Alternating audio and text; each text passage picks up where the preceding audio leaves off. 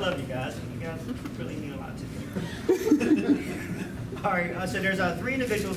Here we go. There's three individuals here with us today who they're going to discuss a serious topic. I'm going to let them share the topic. I think you all know what they're discussing. We have Miss Holly Horfis. She was here before, February I think it was. Yes. And then we have Miss Crystal Robinson, and we have Mr. Chris Davies. I'm going to let them give their quick demo bios real quick when you come up here, each one of you. Instead of me butchering it up, I'll let you guys butcher it up. Yeah, you're welcome to just say the brief outline of what's there because we're gonna then. I got you. All right. So I'm going to start with you. Do it individually, then do all No. three? Just say you can Here we say go. what's on the sheet. All right. Miss Holly. Just read.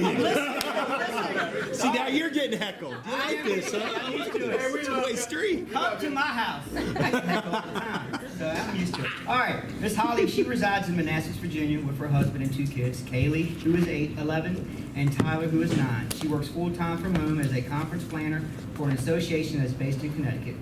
Holly became an ambassador of hope with Shared Hope International last summer after hearing Crystal Robertson and others speak on a human trafficking panel. God has truly broken her heart for this cause, impressing on her the great need to create awareness among parent and community groups on the dangers of sex trafficking in Northern Virginia. Holly's friendship with Crystal has been a great source and has been a source of great encouragement and a blessed partnership to fulfill the purpose that God has given them for the season of their lives. And Crystal Robinson has been an educator for 21 years in Prince William County, Virginia, and currently teaches English for speakers of other languages in grades kindergarten through 6th, as well as teaching Spanish 1 to 8th graders. She has had a growing passion for the fight against human trafficking for many years and was excited to complete training as an ambassador of hope with Shared Hope International in 2013. She was equally excited to meet with Holly and has been blessed to partner with Holly in gathering knowledge and raising awareness about sex trafficking in Northern Virginia. Crystal currently lives in Gainesville, Virginia, with her 14-year-old daughter. And Chris Davies is a licensed professional counselor who has worked since 2005 with domestic violence offenders and survivors of DV, sexual violence, and other abuse, and with their families. He supervises counseling services with the Fairfax County Office for Women in Domestic and Sexual Violence Services. Chris has been involved with Just Ask since shortly after its inception in the summer of 2013 and has organized, presented, and helped develop numerous awareness events in media. Chris work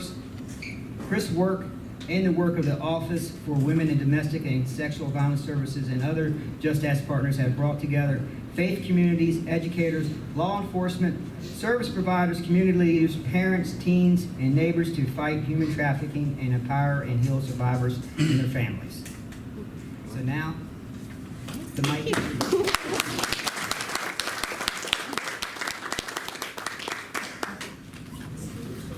Hi, I'm Crystal Robinson. Thank you all so much for having us, and thank you for the breakfast. That is hands down the best breakfast I've had in ages. So thank you. And I know we can't speak about this again, but anything else you want us to talk about, we can come back and eat breakfast anytime. We're here. I'd like to just take a couple of minutes and explain how I got interested in human trafficking, because I'm like you guys, I'm not an expert. It hasn't personally touched my life, but many years ago, my daughter's 14 now, so right after she was born, I had a dream. And I always say it's not exactly like the Martin Luther King kind of dream, but it sort of is. She was asleep and I was taking a nap, because that's what we do when the kids sleep. And I had a dream that I was in a Central American country, and there were the guerrilla fighters there, and they had all of these children that they had taken that they were using, and I was there to rescue them. I was there to rescue the children. And at this point in my life, it's not something that I had ever thought about, honestly. It just honestly came to me very suddenly. And as I was going through trying to get these children free, I found one that I thought, oh my goodness, that looks just like my daughter, like I imagined my daughter would look when she was 10. And I woke up and I was crying, and I went and got my daughter, I was holding her, and I was like, oh my goodness, my baby. I would never ever want anything like that to happen to my baby. And it just sort of hit me like a ton of bricks and just stayed in my heart. I don't want that to happen to my baby, but it shouldn't be happening to anybody's baby. This is not something that any child or adult deserves to have happen in their life. So that's really how my eyes were opened, and I started on a very long journey, like that was 14 years ago, and trying to figure out, okay, so now this is my burden, and I prayed a lot. I'm like, all right, what am I going to do with this? At that time, there was a lot of talk about trafficking in other countries. So I was like, oh my gosh, and even my dream, I was in Central America. So I'm like, oh, all these other countries have this huge problem. So I started trying to find different organizations that helped, and you know, if I could, I would drop my job and just run off and rescue children. But I have a job, and I have to pay my rent and buy food, and I have a daughter to take care of. So until she's grown, I'm here. So I thought, okay, what can I do? What can I do? So I was trying to gather information about these horrible things that happen in other countries. And I connected with Shared Hope, I'm trying to think, many years ago, not quite 14, but quite a little while after that. And the focus with Shared Hope International was also, it's international, what's happening in these other countries? How can we rescue the children? What can we do to prevent this? And slowly over the years, the shift started coming back to the United States, saying, oh, wait a minute, this is actually not just their problem. We don't have to go to other countries. Not that we shouldn't be going to other countries, but we have a lot going on here. So, you know, there was talk, oh, the children and people brought into our country that are trafficked. And then it was like, wait a minute, what about all the trafficking that's been happening in the United States for ages and ages and ages, called prostitution? It's gone on forever. But wait a minute, maybe that's not prostitution. Maybe there's no such thing as child prostitute. Maybe these are victims of trafficking. So there's been a huge shift in our own country. And our presentation today is going to be focusing on what's going on here in the United States, and specifically what's going on here in Northern Virginia. Things that have been happening for ages, and like I said, we just kind of had our blinders on about what exactly that meant or what we could do about it. We'll also talk about strategies that we could do to protect our children and just get involved to make sure that we can try to put an end to this here locally, because it is happening. So we are really happy that you're here today, and we look forward to sharing these things with you.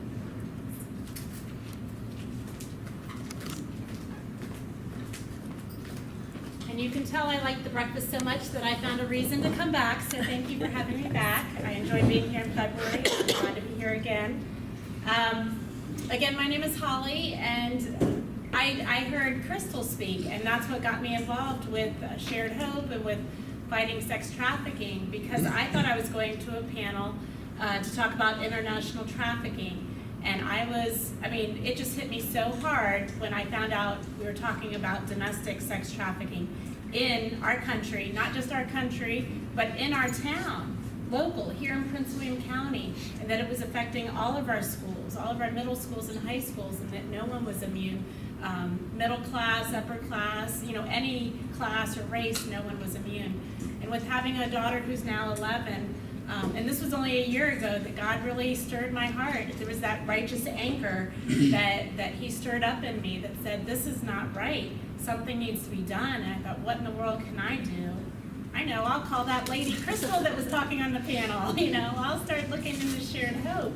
And Shared Hope just has so many resources and opportunities to get involved, especially for men. And you can check out our website and all of the materials we have here. But it gave me an opportunity to train myself to become trained as an ambassador of hope and be able to talk to people about the issues and make it in all of my circles. I'm trying to bring it up in my conversation so that people know this is a huge problem that we need to become aware. We can't keep closing our eyes to this. Chris, did you want to come to introduce yourself? I'll wait till after. Yeah, okay. I'll let you guys keep going on your... All right, well then we'll go ahead and get started. Can you hear me without the microphone if I'm not? I can try to speak. We'll go to the first slide. So first we want to talk about what is sex trafficking and what is DMST, that is domestic minor sex trafficking. And the definition here is prostitution, pornography, or sexual performance of anyone under the age of 18 years old in the United States.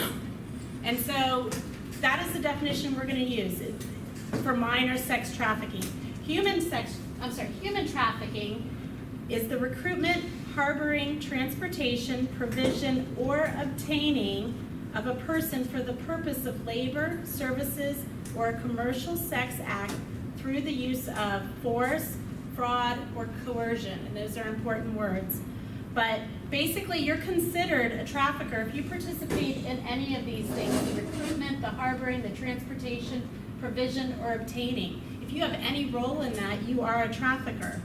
And sex trafficking occurs when a commercial sex act is induced by force, fraud, or coercion.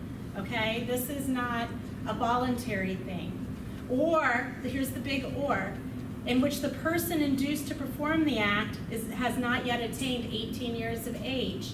They may think they're doing it out of their free will, but they do not have the ability to make those decisions for themselves and their body at that under 18 years old. So that's what the Trafficking Victims Protection Act, the TVPA, specifically says. If you're under 18 years of age, that you don't have to prove by force, fraud, or coercion. Okay, so that's just an important definition, and that really frames the whole presentation that we're going to be talking about. And it helps you identify victims. It brings awareness to law enforcement and prosecution that if someone is found 13, 14, 15 years old, they're not out there prostituting themselves voluntarily. They're being forced to do that, or they're being brainwashed. They're not able to make that decision on their own. So the government recognizes that anyone under the age of 18 is a victim because they lack the emotional and psychological development to make that consensual decision.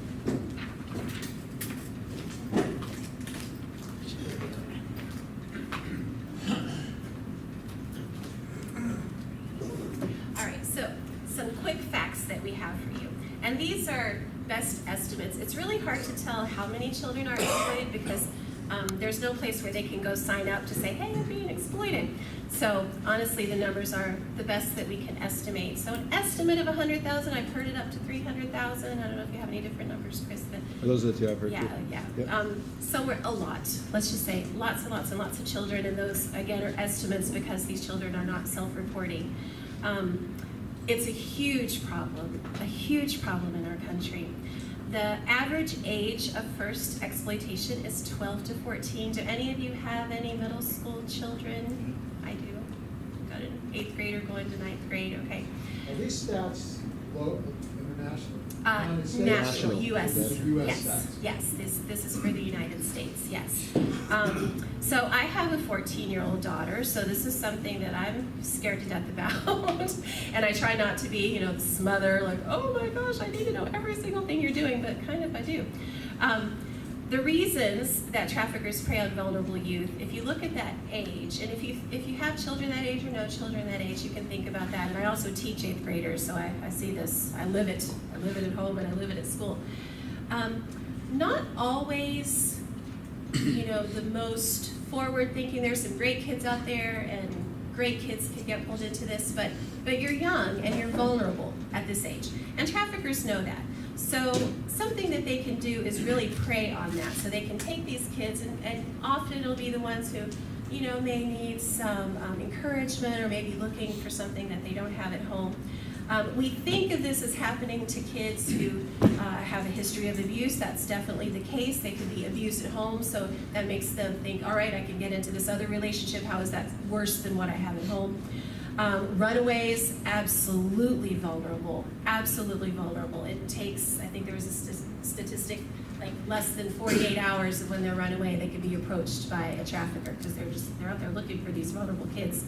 Homeless, absolutely, because they need shelter and they need food and they need clothing, and the traffickers are going to be there to provide that. Throwaway kids is what, it's a sad term, but it's kind of kids that have been kicked out, like, all right, I'm done with you. They're not reported missing, they're gone, and the parents are just done with them.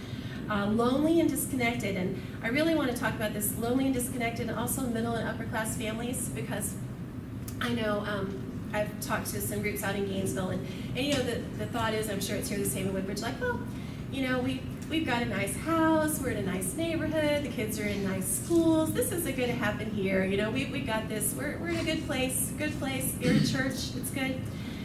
But the traffickers honestly can prey on any child from any kind of family, doesn't matter what's going on at home, doesn't matter how great their life is.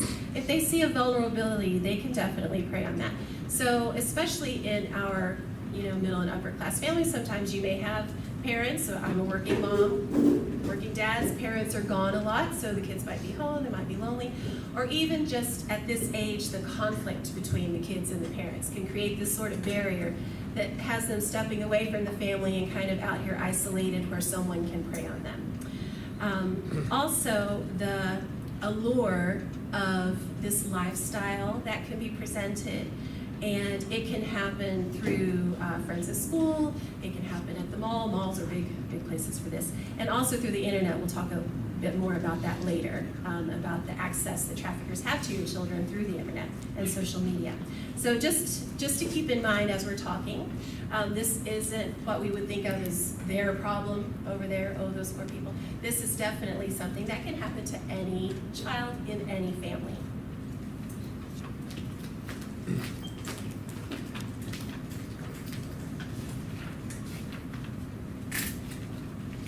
Okay, so why aren't more kids rescued? And the main issue is misidentification. Most minor victims remain unidentified for many reasons. They're often mislabeled or charged with delinquent offenses. Many people wonder why there's such a large number of victims could go unnoticed in this country and why we really don't see trafficking. And the reality that most of the victims, the children that come through the system at one point or another, they might be labeled as runaways, drug addicts, delinquents, or child prostitutes, which is a horrible term because it really should not exist. It's not something they're choosing to do. And sex trafficking victims are manipulated by their pimps, by their traffickers, to lie about their age. Many of them carry fake IDs.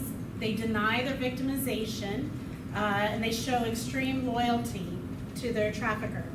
They don't realize the depth of the manipulation that has gone on, and how much time the trafficker has invested in really brainwashing and manipulating them to where they're turned against the authorities. The police are their enemies, and so they're going to lie and try to get out of whatever they can.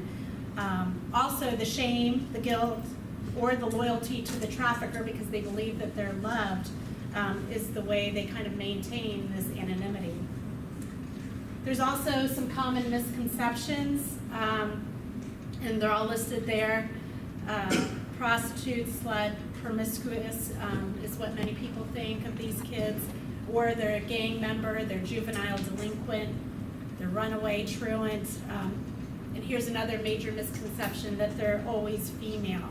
So I was just about to say a minute ago when I was mentioning law enforcement, police officers, that they're told not to trust them. There's this negative emotional response to law enforcement and probation and court officials. So lots of times the courts are seeing them that way. They'll come in with a bad attitude. They're like, they don't want to be helped. And so they don't really, the courts also don't always recognize this as a defense mechanism because it's hiding the trauma. And also society has the assumption that anyone involved in the commercial sex industry, especially in prostitution, is making the choice to do it. And as I talked about in the definition, if they're under age 18, that is not consensual. Lots of the people that are over 18 that are involved in the sex industry, because they were brought in at such a young age and brainwashed, they don't know anything else. They don't see their value. They don't know that they are worth more than, because they've been told that they're nothing. This is all they'll ever amount to. And they're dependent upon that for money, or they're dependent upon their trafficker for food and clothing and shelter. So this is the other thing about female. we really need to understand that while the majority are female, there are also, there's definitely an exploitation of boys and transgender kids that identify themselves that way. And so the services that are out there are not, there's not as many for boys and transgender kids as there are for females. But that's just something to keep in mind, that they are not always female. So that's another thing that helps us, that keeps us from identifying that way.